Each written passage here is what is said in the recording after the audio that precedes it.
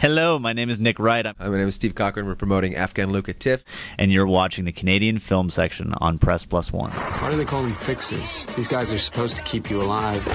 My guy's stoned out of his mind. She was walking around.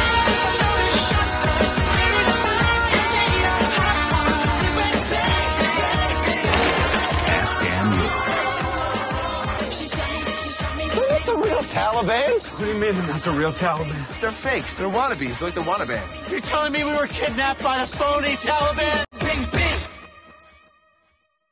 bing. This isn't your typical Afghan war movie, like either from a Canadian perspective or an American perspective. So when you first got the script, what were your initial thoughts of it? I think I was just thrilled to see a script that takes a completely different look at the whole situation. It's not really about Canada's political positioning over there. It's not about our sort of, it's not about anything. It's more about journalistic integrity, and it's more about the struggles and challenges that the Afghan people face on a day-to-day basis. You know, farmers, citizens, you know, things like plumbing, things like the drug eradication squads kind of burning crops and then forcing farmers to sort of figure out different ways to support their family, and some of those ways might include joining the Taliban. So what was refreshing about it is how complex and nuanced a portrait it painted of the situation. One of the often repeated lines in the film is or just themes is that you don't get Afghanistan, even Afghans don't get Afghanistan. And but the tone of the film also, it's not, it's more like Three Kings, like that kind of occurred to me, that comparison, or MASH. Like it's a very subversive film as well.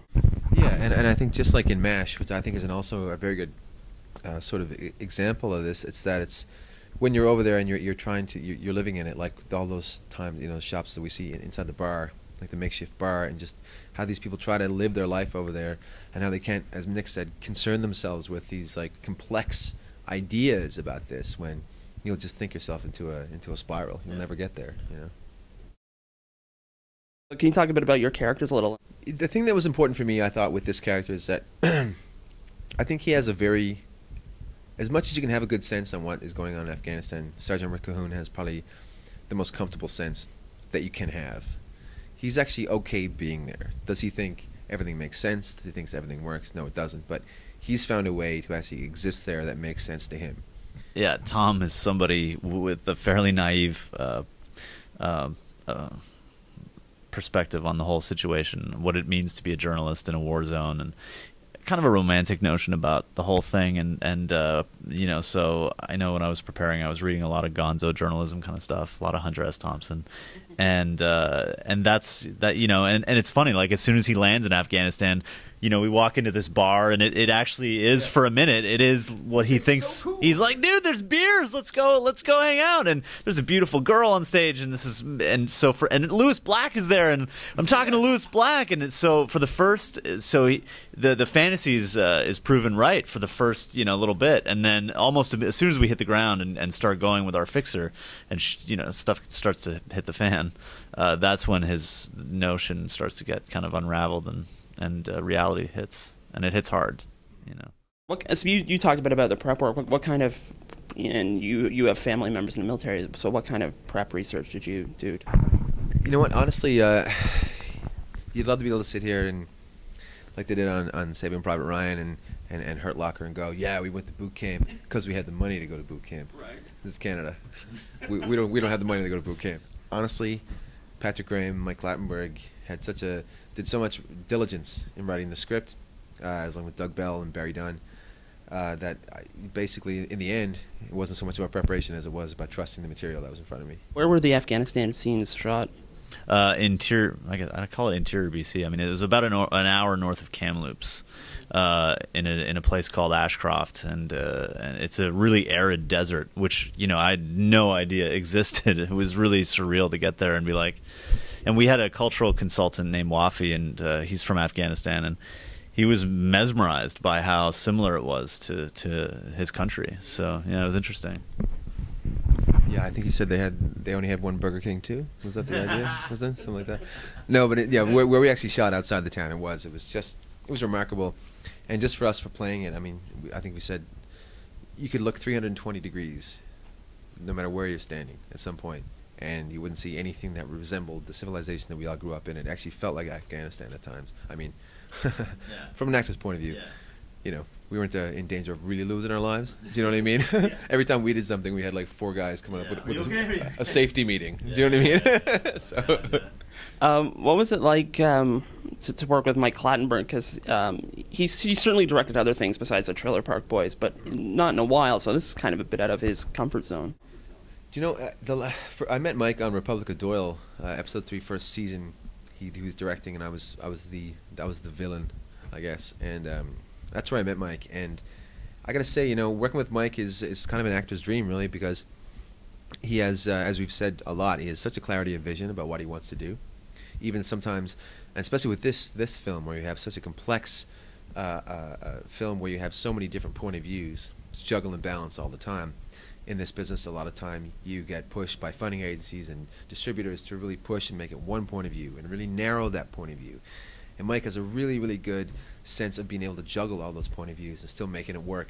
But also, at the end of the day, when he sees something on camera and he sees it and it's not working, he'll be the first one to stop. Even though he's done the work, he's not being precious about his material. And he'll work with the actors and everybody involved to make that scene better than it is currently. He'll spot it. He won't let anything go past. And I think that's what's great about him. He's a true collaborator, and he's a very fun director to work with as an actor. Yeah. I mean, I couldn't have said it any better. He's just the nicest, most open collaborator. And to an actor, that can be intimidating because he wants your input, and so some actors don't. Some actors really need to be, you know, sort of told, shepherded through the process. But if you're willing to go there with him, then he's willing to sit down and listen to what you have to say. So it's empowering as well, you know. For people coming out of the movie, what do you hope the audience walks away with, and maybe what you guys walked away with? I hope they walk away with a greater sensitivity to what the citizens of that country go through on a regular basis. That's certainly what I walked away from it, retaining. And I hope that you know, I think whether we want to admit it or not, a lot of us have these armchair philosophies about war without really